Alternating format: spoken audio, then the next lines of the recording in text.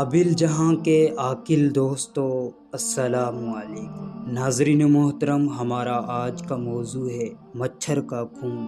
یزید بن ابی حبیب جو مصر کے ایک ممتاز حافظ حدیث تھے، ایک مرتبہ بیمار پڑے۔ عیادت کے لیے امیر مصر حوصرہ بن سہیل حاضر خدمت ہوا اور کہنے لگا، حضرت ایک مسئلہ تو بتائیے، جس کپڑے میں مچھر کا خون لگا ہو اس میں نماز ادا ہو جاتی ہے یا نہیں؟ حضرت یزید بن ابی حبیب نے یہ سن کر منہ پھیر لیا اور گفتگو بند کر دی۔